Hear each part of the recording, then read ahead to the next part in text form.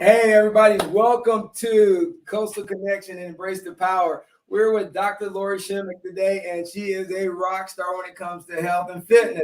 And we're glad to have her on the show. She's going to tell us her story, and definitely we're going to touch on key points about inflammation and the genetics that people have that they don't realize some things they eat may not just be good for you. With no further ado, I'm going to kick it over to my boy Mike G, and we're going to get started. The Coastal Connections. Thank you so much. I'm so happy to be here. Really, I've been looking forward to this so much. And congratulations on the new show. Thank you. It's Awesome. been hard work, dedication. But you know what? Look what I got. There it is. Oh, there it is. Oh, I got my t-shirt. Woohoo! Very nice. And that's it. Great show. So happy to be here. Thank you. Thank you for being here, Laura. Please. Thank you. Great to meet you. So nice. Even yes.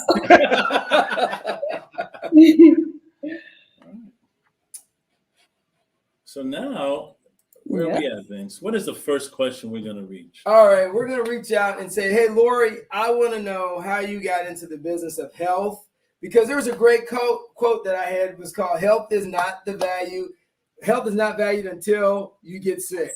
So before we get sick, how do we value health, and how did you, as a pioneer and the things that you do, writing about health and inflammation, how did you get there, Lori? That's a great question, Vince. Because you are absolutely correct. We do not value our health until it's too late, right? And then that's the only thing we care about once we lose it. So my story is started when I was a really a very, very young girl. I was raised with a mother who was ill most of the time. Most of the memories that I have of my sweet mother are of her being ill constantly. She had one health condition after the other.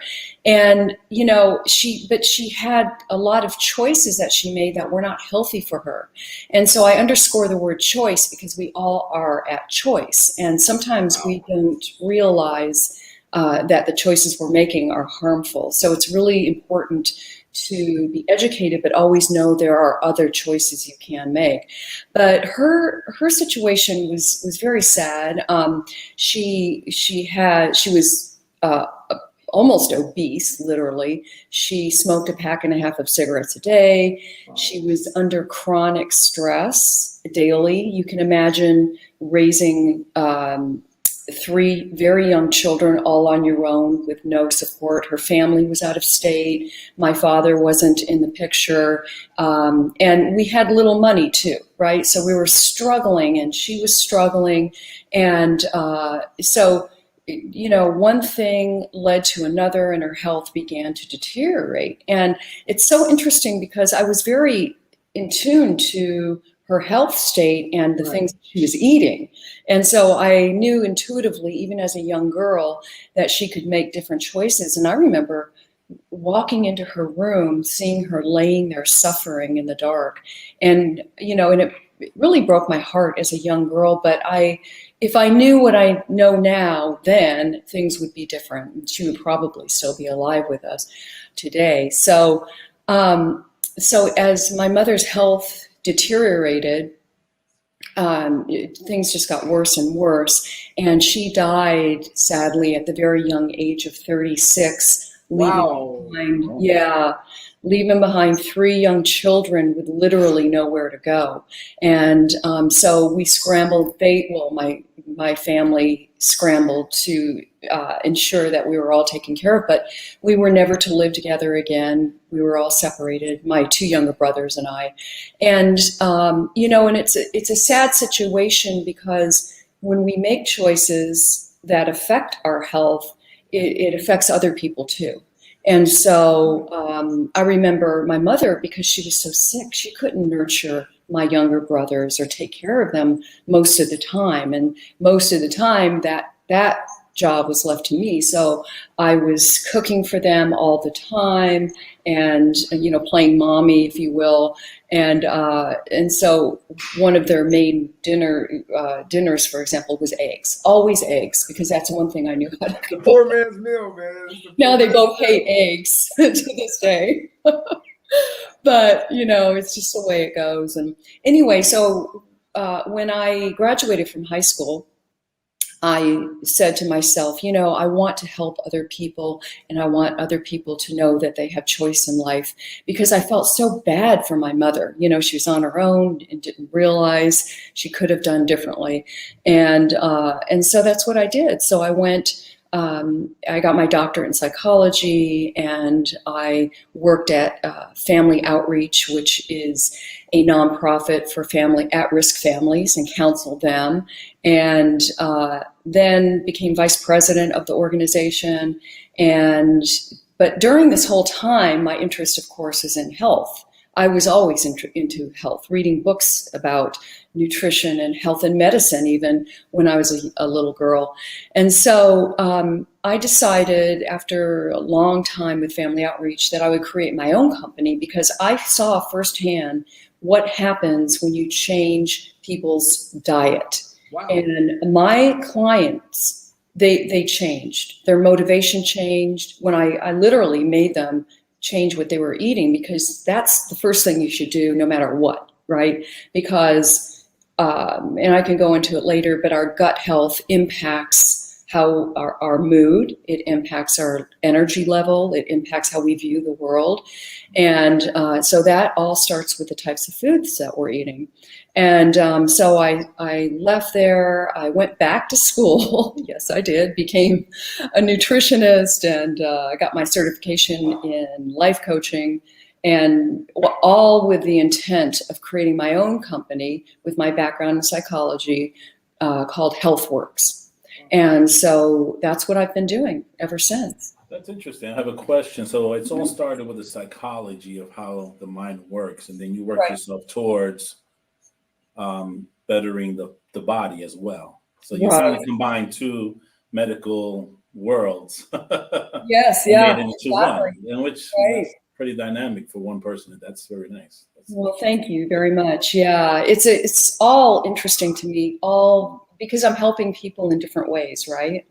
And so when you think about people's new diet, let's just go there, that's the number one factor in almost every aspect of our life.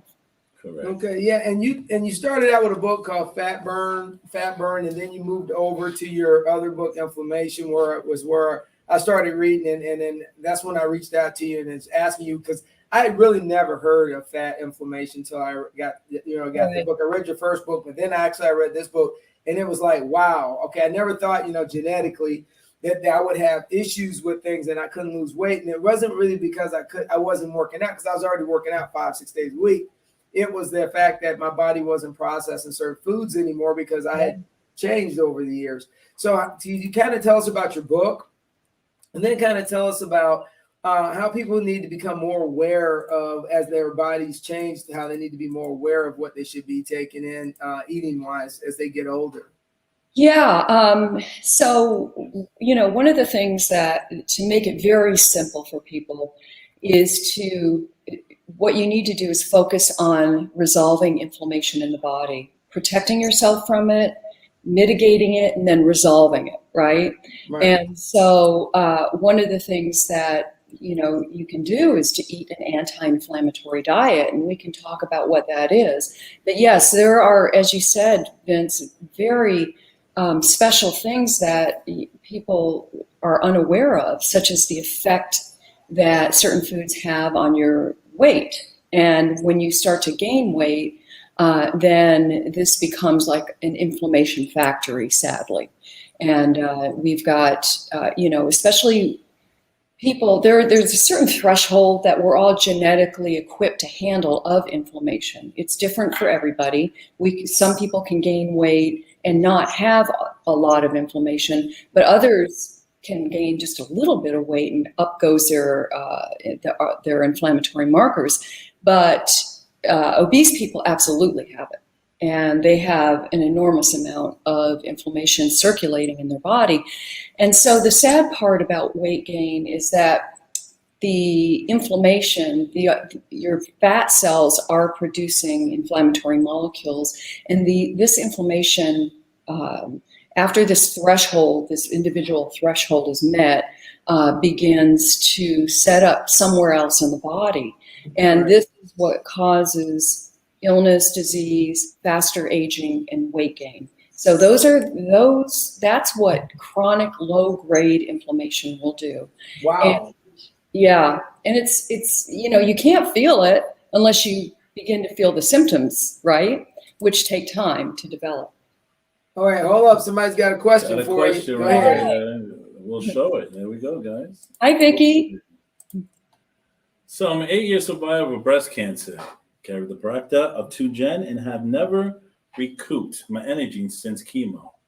Any suggestions? Yes, absolutely focus on your mitochondrial health, okay? That's a number one thing you need to do. And there are supplements, and this is a good instance of targeted supplementation where magnesium is extremely important. Vitamin D3 is extremely important. PQQ is another one, and CoQ10. And then you can throw in berberine, because there's research showing that berberine is especially beneficial to those who haven't had breast cancer, very protective, and then those who have. So berberine is an herb, and those are going to help mitigate any kind of mitochondrial dysfunction.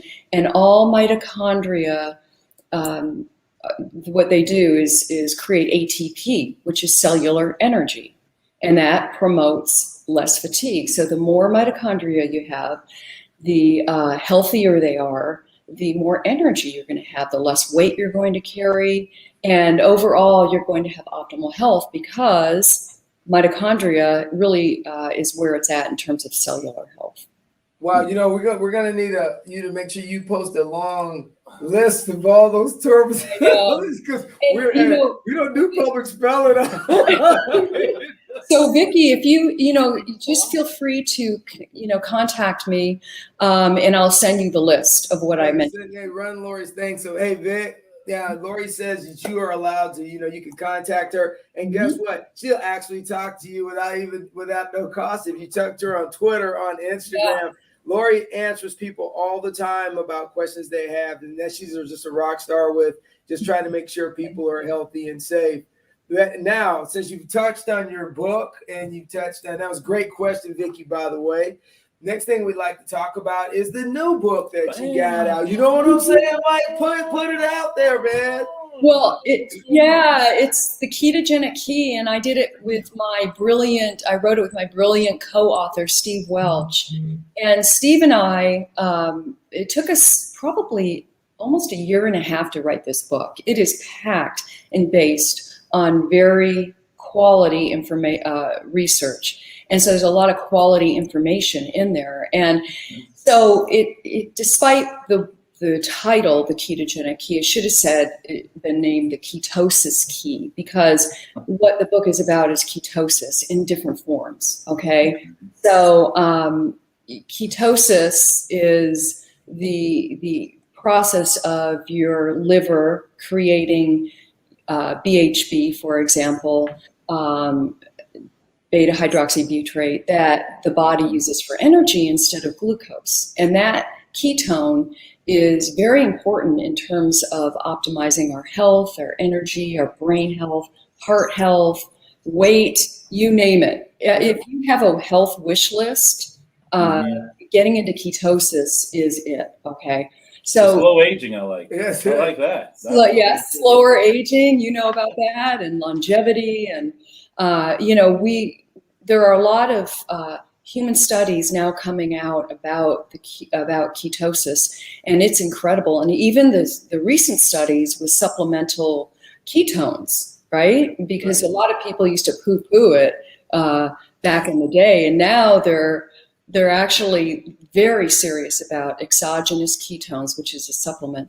But again, that's another form of getting into ketosis. Another one is exercise. And another one is intermittent fasting, which I wrote a book on. That's what I was about to ask, but you got there before I could get there. But let's hold on, Laura. You're on the show, Doctors. I'm one step ahead, aren't I? I'm gonna break that up. Because that was a heated show about fasting, and that was the number one subject: is fasting good or is it bad? And so many people go back and forth on what is fasting and what are the benefits for fasting and what are they not. So, Doc, you have the floor.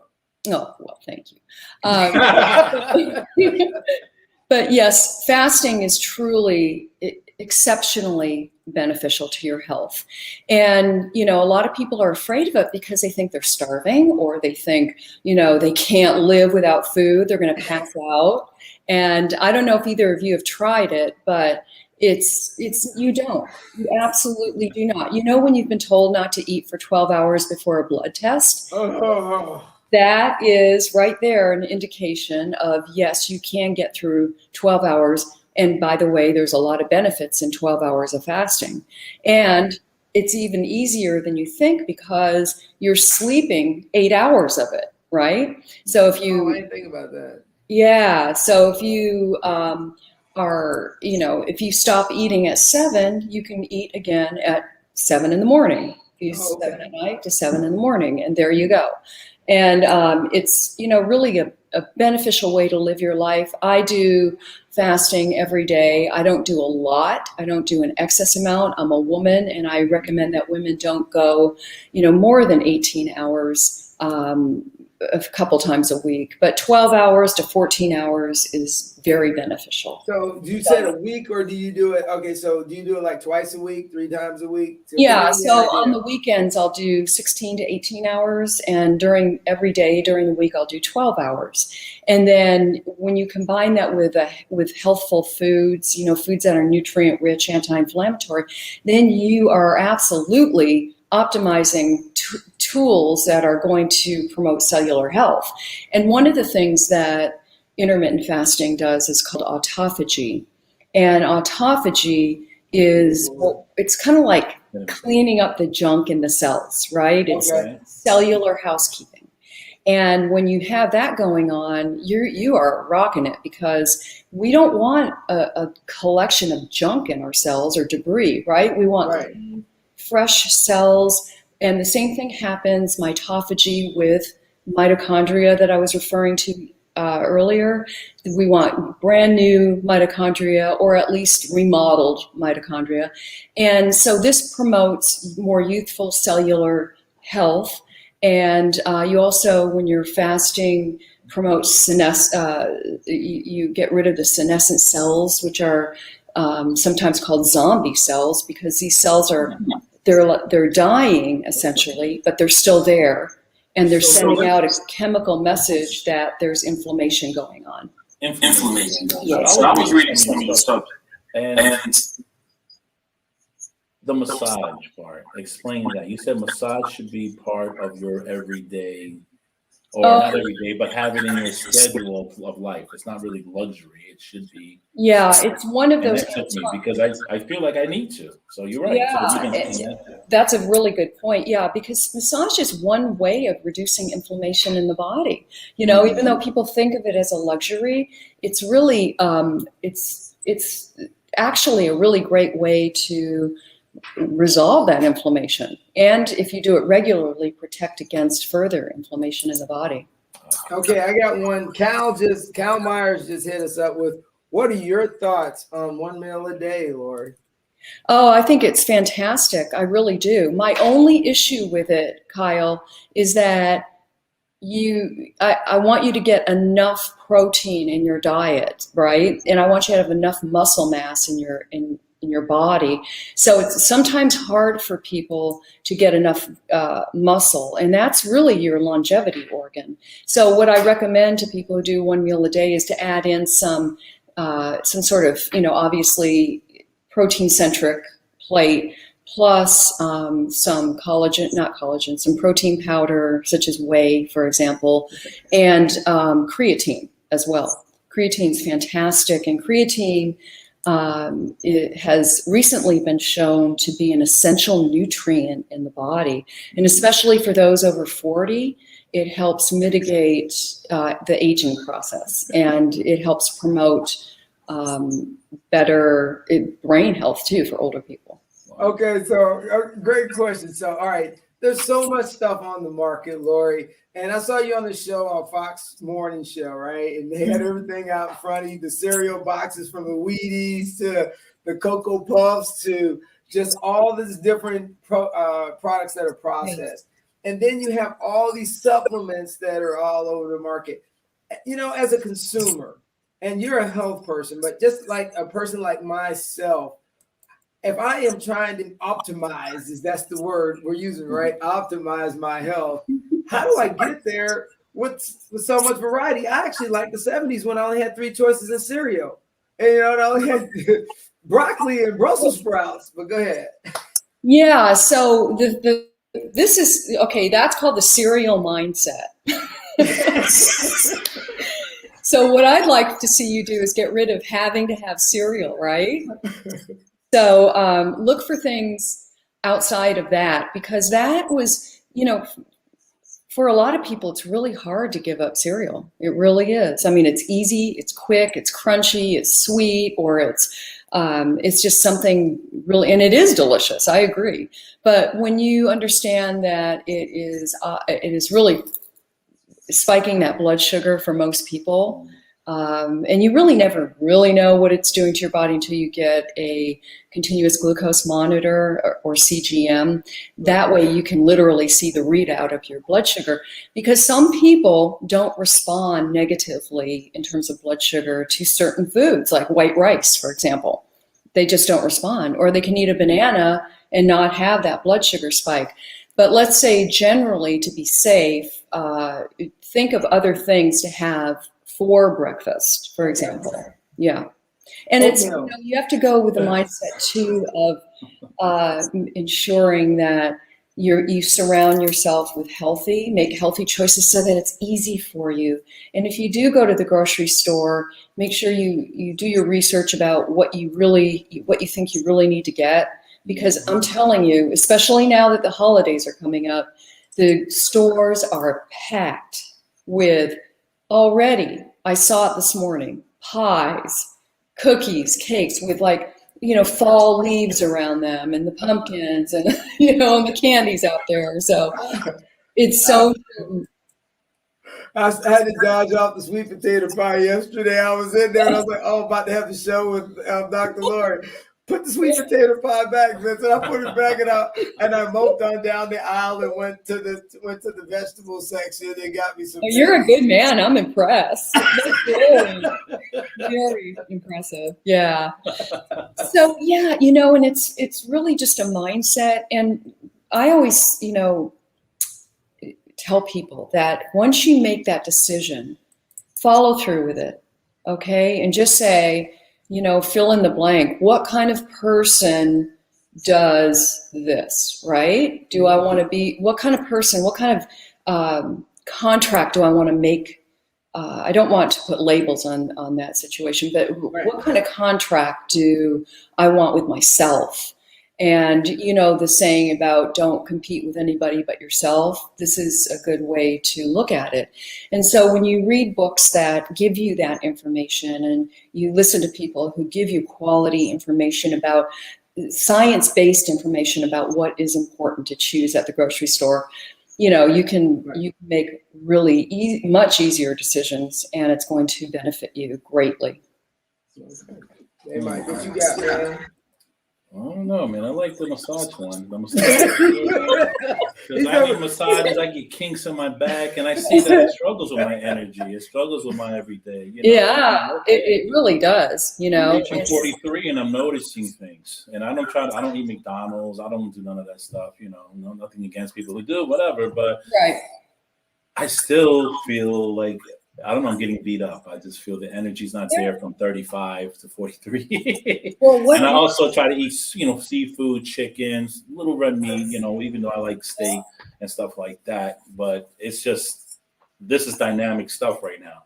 What would you say for beginners, people like me? Yeah, and I think that that's a really great example there, because once you hit, you know, over the age of 40, you begin to really lose muscle mass, right? And your metabolism starts to slow. And this is a really good time to start thinking about and taking care of your supplementation, targeted supplementation. Yeah, it's very important. You begin to lose vital nutrients naturally as you age, and CoQ10 is one of those that people after the age of 40 begin to like muscle mass because, you think about your muscles have a lot of, CoQ10, they need it, your heart muscle needs it. And so that's why it's so important to, make sure you have adequate, get a blood test. You may be deficient in vitamin D. Vitamin D has symptoms people mistake for other things. Joint pain is a symptom of deficient vitamin D, and magnesium as well. So make sure that just a randomized blood test will show you everything. I get one every 6 months, and I do my vitamins every day. So I'm like, and everything's good, little blood pressure, stress of life. Yeah, and make sure you get enough too, because some people, physicians will say, well, just take a multivitamin. Well, you get 10 international units of vitamin D in there. So I had a client the other day, and everything in his multivitamin, there was nothing, literally nothing. Wow. Going to affect his health. Yeah. It's taking nothing. It's nothing. You're right. It's taking nothing. No. Hey, Lori, the one thing about it is that as people look in the 21st century and we're trying to get healthier to some degree, we've watched COVID attack. And I know before we run out of time, I definitely wanted to touch on how important it is that you manage your health, because the amount of people we've lost to COVID just due to some of the maybe lifestyle changes. What were your perspectives on that before we close up today? Yeah, that's a great question, and such an important question. And it's one of my, burning frustrations because, there's a lot of talk about what we can do to prevent it with masks and disinfectant, but nothing about nutrition or lifestyle choices, right? Yep. It's so important. Everybody, I don't mean to disturb you, Laura, but did you hear? Thank you. Mass. Yeah, you're welcome, Michael. But really, right? And so, if I really believe there needs to be so much more education. That's what one of my goals is, as you both know, is to, empower people with information, knowledge. And once people have it, they start to think differently. Change doesn't happen overnight, really. It's a transition. And so, unless, you're really motivated, it could happen overnight. But when you look at choosing differently, and you look at things like sugar and these processed vegetable seed oils, such as vegetable oil, corn oil, canola oil, which people think is very healthy, soy oil, which research shows is deteriorating brain tissue. I mean, it's harmful to our brain health. And so when you look at sugar and its inflammatory impact and these oils, sometimes they're combined together. Wow. And that's a real problem. So people don't know it, and they're buying products that have a ton of sugar in it. They don't know it because they just have no idea that there's a ton of sugar in bread. Or, another thing people are doing that they don't realize is they're not drinking enough water. They're not hydrating. And, it's causing a lot of inflammation in the body. And, it's important to really not wait until you're thirsty to drink water. It's really, your cells need, everything runs on, it's a detoxer, I'm right there with you. Yeah, there you go. Right. Water. No. Yeah. And so it's really important for metabolic health, everything. So. All right, so Lori, it has been a rock star blast having you on. Thank you. Coastal Connection. So we just want to say is that since we gave you the cool the Inspire shirt and the mug, is because you were an awesome guest, and we wanted to make sure you had it before you got on. It's athletic, it's breathable, and it's cool. So just wear it. We got Molly's song coming up in a couple weeks as our next guest. But with that being said, as me and Mike always say, Lori, thank you, Mike. You have anything to give Lori to say to her before we roll Pleasure out? meeting you. We'll have you again. Maybe talk more in depth and more dynamics, more absolutely. weight loss, how to gain, how to be stronger, how to fight germs, and We'll do it. All right, and as we always say at Coastal Connection, keep it rolling. rolling. I love it. Bye, everybody. Thank you.